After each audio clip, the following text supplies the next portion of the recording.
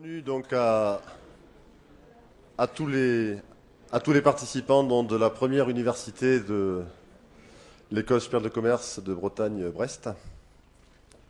Donc nous sommes, tout le monde est d'accord pour dire que nous sommes dans la fin d'un cycle. Crise économique, crise financière. Un peu plus tôt, il y a une vingtaine d'années, la chute de l'économie collectiviste. Et c'est vrai que les économistes, globalement, ne savent pas très bien prévoir. Alors je sais bien, il y a des éminents économistes qui sont dans la salle, mais ils sont tellement peu d'accord entre eux qu'il est difficile de tirer des conclusions. Enfin, en tout cas, la conclusion qu'on tire, c'est que on peut en tout cas estimer que nous sommes dans la fin d'un cycle. Un cycle se termine, un nouveau va se créer, un cycle de certainement au moins 1 ou 2 siècles. On va vers l'avenir, vers l'inconnu, et c'est vrai que c'est important d'être là, nous en tout cas au niveau de l'ESC Bretagne-Brest, de découvrir, en tout cas d'accompagner les entreprises dans cette découverte de nouveaux modèles. Certainement, il faut réajuster nos visions pour nos entreprises et notre vision aussi de l'économie, parce qu'on sait qu'elle est globale, on sait qu'elle est totalement interculturelle. Je pense que notre Hustington, je n'arrive jamais à le prononcer, s'est trompé. Nous sommes dans un monde maintenant qui est unique, différent bien sûr, en respectant les grandes différences, mais il est unique. Et c'est vrai que, à nous, là aussi, d'être innovants. Et c'est vrai que nos jeunes, en tout cas les étudiants qui sont ici, ont un challenge formidable. C'est qu'ils vont vivre pleinement ces évolutions. Nous aussi, on va les vivre, mais on est là en tout cas pour préparer cet avenir. Découverte. L'ESC Bretagne-Brest, par mission, est un agitateur d'idées. Nous sommes là pour permettre aux gens de réfléchir, pour remettre en cause tout ce qui est bien établi, toutes les connaissances et les compétences qui existent. Nous sommes là pour provoquer les gens. Et l'université d'entreprise a cette mission. Alors évidemment, il y a des sujets, je crois, qui sont tous vraiment très, très intéressants. À la preuve, vous êtes là. Et encore, vous serez un peu plus nombreux parce qu'il y a des personnes qui vont arriver pour la seconde vague d'ateliers, la troisième. Et je pense qu'on aura à peu près dans la journée à peu près 1000 personnes qui seront sur le site. Voilà, donc nous mixons la recherche et l'expérience d'entreprise. C'est notre vocation en tant qu'école supérieure de commerce. Voilà, donc cet après-midi, aujourd'hui, plutôt échanger, témoigner, essayons de comprendre les choses pour faire avancer notre entreprise, notre économie, notre Bretagne chérie, qui vaut qu'on réfléchisse et qu'on passe une journée de réflexion. Voilà, je remercie aussi donc les intervenants qui ont pris de leur temps pour venir discuter avec nous. Ils viennent certains des 4 coins, enfin tous viennent des 4 coins de la France, donc merci à eux. Merci à l'équipe de professeurs de l'école de commerce de s'être mobilisée pour organiser cette grande journée, en particulier à Sylvie Stéphan et Béatrice Sommier qui ont été les organisatrices. Et enfin, merci à l'association des diplômés et à toute l'équipe de diplômés qui se sont mobilisés, en particulier Serge Capitaine, leur président, qui est un peu, je crois qu'on te doit beaucoup dans cette organisation. Donc, merci et je te passe la parole.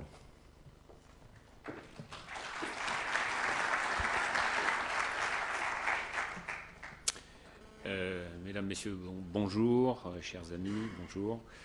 D'abord me présenter, donc je suis président de l'association des diplômés de cette école, donc de l'ESC Bretagne-Brest depuis 2 ans. Et je suis également directeur général adjoint du groupe STEF-TFE, donc qui est un groupe de spécialistes à la température dirigée, donc il fait 2 milliards de chiffre d'affaires et qui occupe à peu près 15 000 personnes. L'ADESC, c'est l'association des diplômés de l'École supérieure de commerce de Brest. Aujourd'hui, c'est une association qui représente à peu près 4000 diplômés.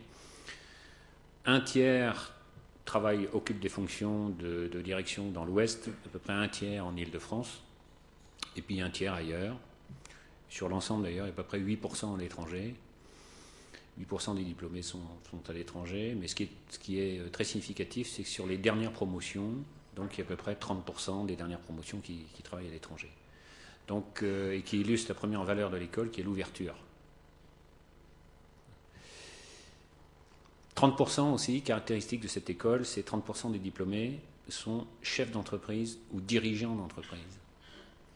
Alors que la moyenne dans les écoles de commerce est plutôt de 20%, c'est-à-dire que c'est une école d'entrepreneurs, c'est une école de créateurs, c'est une école de chefs d'entreprise. Et on sait bien qu'en France, les chefs d'entreprise sont tous originaires ou quasi soit des arts et métiers, soit des écoles de commerce, ou soit des IUT, voilà, qui sont les formations professionnelles de base donc en France et les réussites donc de la France. Donc c'est une école entrepreneur, donc une école tonique, deuxième qualité de l'école. La troisième, c'est la qualité, je crois pouvoir dire, étant finistérien de la presqu'île de Crozon, donc troisième qualité, c'est l'authenticité. Donc c'est une qualité, je dirais l'authenticité, je pense que c'est une qualité des Bretons, ils n'ont pas que des qualités. Donc je travaille maintenant avec des gens de l'extérieur, donc je m'en rends compte. Mais je crois que celle de l'école et celle de notre association, c'est le respect, la solidarité, l'intégrité, le courage, ce sont nos valeurs. Alors pourquoi l'université? Gérard l'a dit, donc j'irai très rapidement, c'est qu'effectivement, nous croyons dans ce monde en mouvement, demain, au trépied, le trépied gagnant, c'est recherche, entreprise, enseignement, qui doivent fonctionner de concert, en même temps, au même rythme, et qu'une entreprise qui marche, c'est à la fois une entreprise qui est dans le futur, qui a une gestion de développement dynamique, un marketing dynamique, et qui a une vision stratégique forte, et en même temps une qualité des opérations d'excellence. On travaille à la fois sur le court terme et le moyen terme, et cette journée incarne effectivement la stratégie de l'école, la stratégie des entreprises qui sont dans l'association. Et vous allez côtoyer aujourd'hui des intervenants de très très haut niveau, donc sur des thèmes complètement différents. Donc nous avons à peu près 300 inscrits, comme l'a dit dans la journée, 300 inscrits. Je pense qu'il y en aura plus au fil de la journée, et puis ça va monter en puissance donc au fur et à mesure. Donc l'objectif, c'est qu'effectivement, passons une journée de plaisir, de détente et surtout de réflexion sur des sujets qui sont quand même des sujets un petit peu décapants. Génération Y, les nouveaux consommateurs, la sociodynamique, qu'on ne voit pas tous les jours sur TF1 ou sur M6.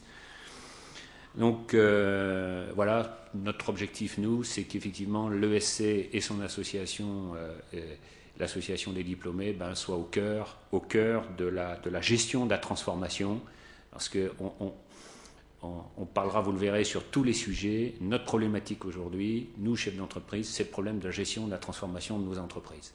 Pour les rendre plus compétitives, plus efficaces, plus solidaires. Voilà, excellente journée à tous.